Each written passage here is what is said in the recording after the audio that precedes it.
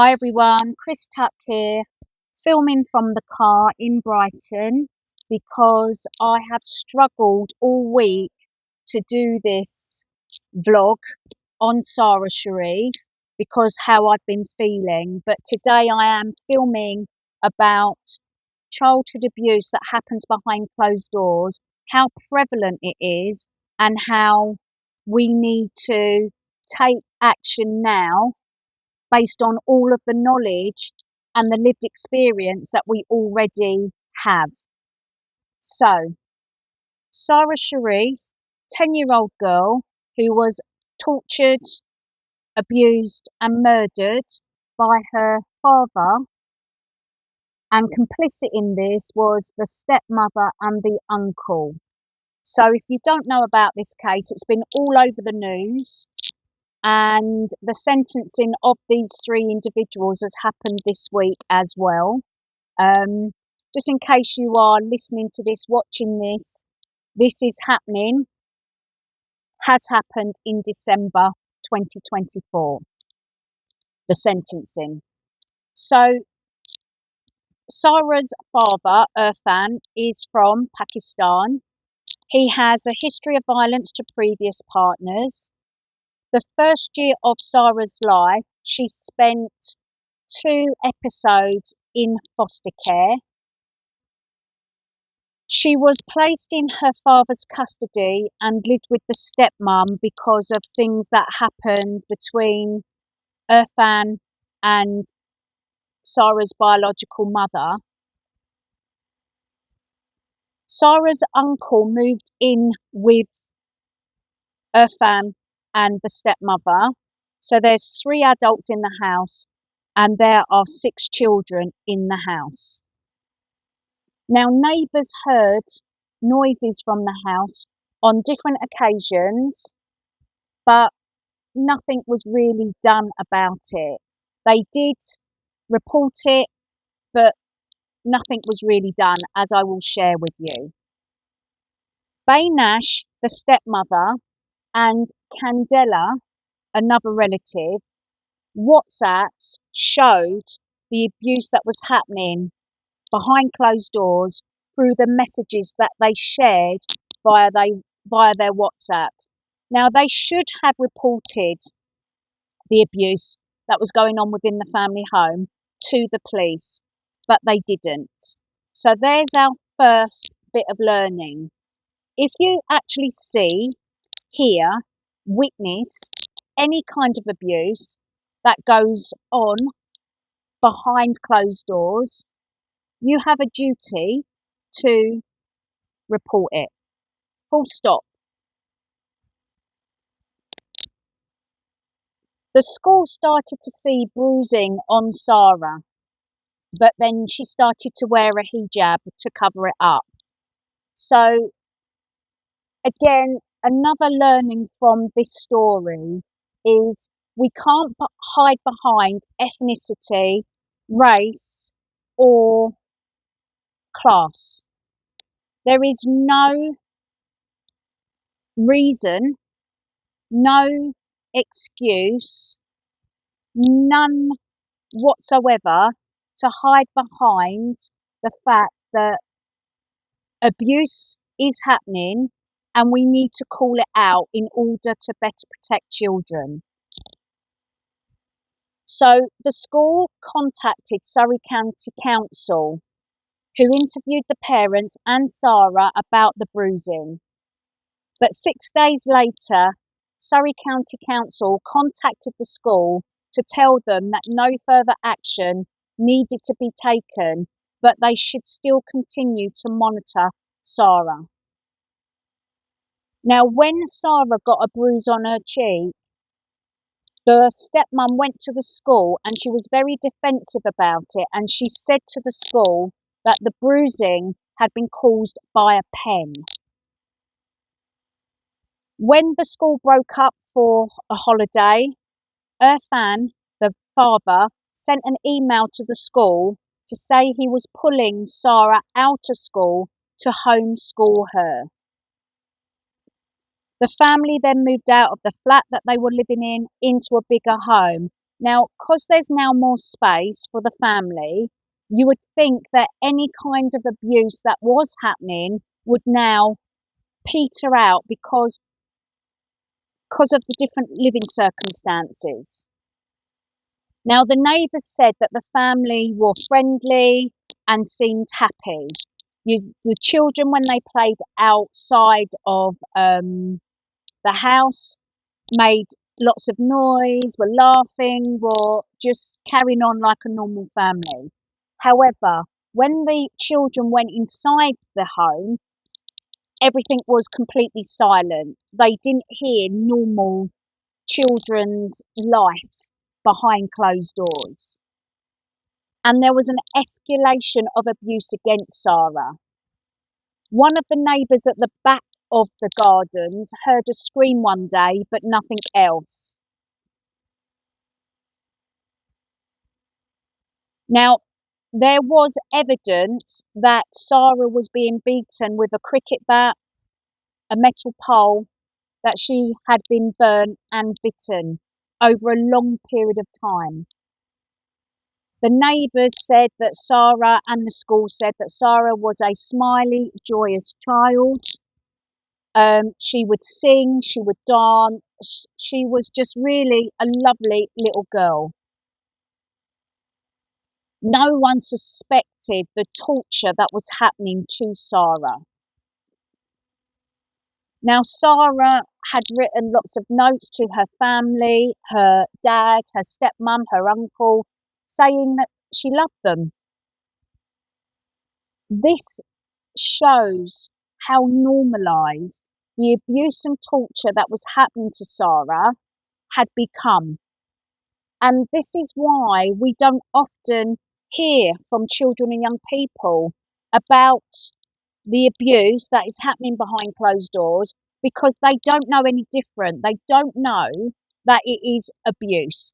It's just so normal that they are able to turn up in everyday life at school, for example, as a happy child.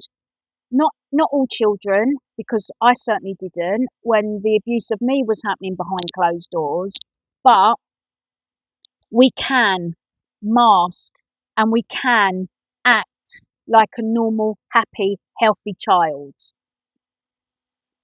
Now, we ultimately know that Sarah dies from the injuries inflicted upon her by her father. When Sarah dies, the parents arrange travel to Pakistan one way. Now, the stepmother is very calm and collected when she arranges the travel for her and the remaining children and the dad and the uncle. They fled the country literally the next day to Islamabad. Irfan then calls the police from Islamabad to tell them about Sarah. When Sarah post-mortem happened, there were 70 injuries, broken bones, brain injury, burns across her body, including her buttocks, that was caused by a domestic iron. So these were all catalogued injuries to her body. Now, for the domestic iron to have been applied to her buttocks, she would have had to have been restrained for this to have been done to her. So this shows you that more than one adult was involved in the torture and abuse of Sarah. It also came out that she was hooded by a plastic bag whilst harm was being caused to her. So this isn't just a little tap on the hand, the bum, the leg for discipline. This was abuse in its most violent form, being meted out to this young girl. Now, as the story progresses in this documentary, Caroline Davies, a BBC correspondent in Islamabad, tells us about the journey of trying to get information on the whereabouts of the family, and she shares how difficult it is to get the family back to the UK for an investigation to happen. So there is no extradition treaty between Pakistan and the UK. So getting the family back was going to be difficult. This investigator, reporter Caroline, shares what's coming next. Now, the family were in the city of Jhelum, where there is a 1 million population. The Pakistani police were looking for the family. They were regularly picking up relatives of the family, and the family said the police were coming up with false charges about the family in order for the family to come forward. And the family was saying that this was not right. The family were being helped to hide in Pakistan by relatives.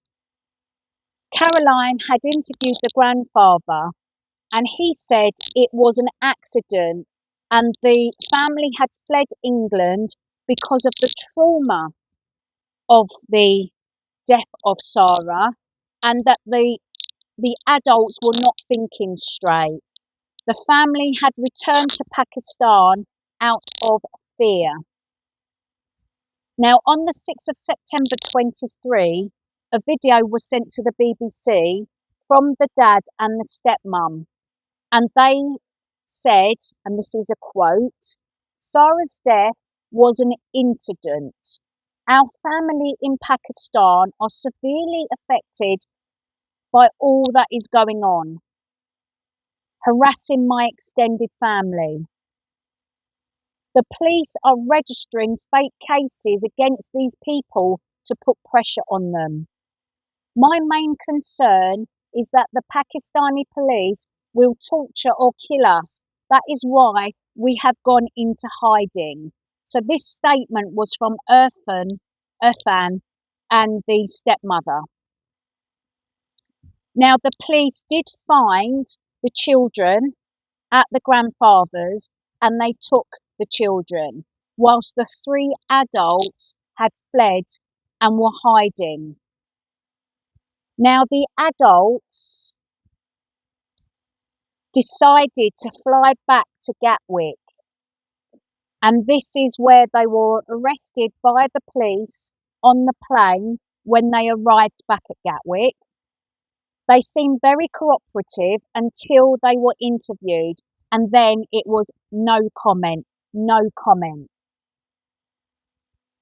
The father, in his interview and in his statement, said, "I did legally punish my daughter and she died." Now, this is another learning, another point that I wanted to bring up. Smacking in England is not against the law like it is in Scotland and Wales. And the debate about smacking is, well, you know, a tap on the hand, a smack on the legs, a smack on the bum never hurt me. But it's where is the line in all of this? Many people do not know where the line is. Smacking to one person could be a tap on the hand. It could be a slap on the leg. It could be using a hairbrush, a stick, an implement to tap on the bottom or the legs. Or it could be a severe beating using the hand or an instrument, a belt, across the legs, across the buttocks, to the point where it causes marks, to the point where there is breaking of the skin, to a point where there is blood, to a point where the perpetrator who is administering the physical abuse gets out of breath, gets, in some cases, not this case, where we've heard about the institutional abuse within the Catholic Church, for example, to the point where it actually is a turn on for the perpetrator. So the word smacking, if it's not defined, if it's not accepted by society as a whole, can be completely misinterpreted and used as a defence. Like in this case, I did legally punish my daughter and she died. I'm sorry, but a child will not die from a little tap on the hand to protect them. But there are many people who will just go, well, smacking never harmed me when I was smacked as a kid. But then those people, in my eyes, have not been physically abused. Because physical abuse of a child, young person, will often scar them physically, mentally, emotionally for their lifetime. So smacking needs to be illegal in England. We need to have a debate about the whole topic and why it is such a topic of tension when it comes up in the public domain. So I just wanted to, talk about that here as well. Now, when Sarah's family, the adults, returned, they took no responsibility, even though they said that's what they wanted to do. They wanted to be heard in a court of law. As the case progressed, the father and the stepmother blamed each other. The father claimed he didn't see what went on in the house because he was out all day working as a taxi cab driver. Now, in my own case, we've got this in black and white as well. My stepdad's defence was he never disciplined us, the children, because he was out working all day as a painter decorator. And the police never checked out what he said, because the true facts of it was my stepdad did not work. He was on the dole. He was at home most of the day, every day. Occasionally, he had a decorating job, which was cash in hand.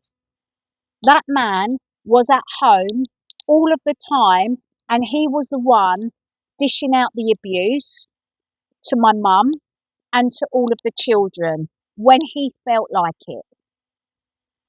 Yet, the police investigation into our case in that incident here that we're talking about, this topic of conversation, they didn't verify what he said. They just accepted it. When us 6 children, the 4 children in this point, those us 4 children told the police about what was going on within the family home, they did not follow up and establish who was telling the truth.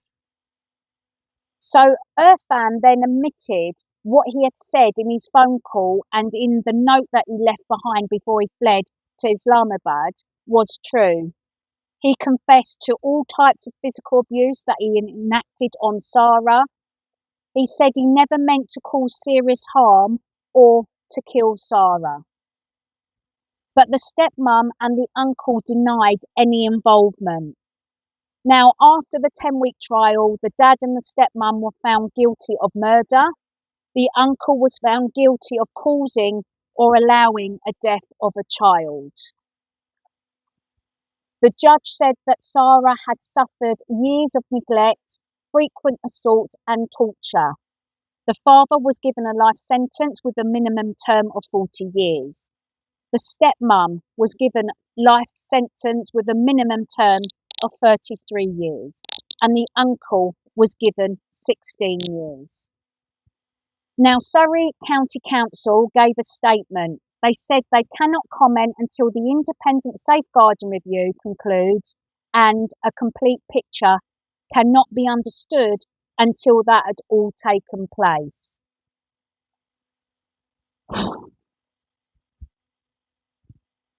And Sarah is remembered within the school by her friends and teachers by having a buddy bench within the school, and that is dedicated to Sarah.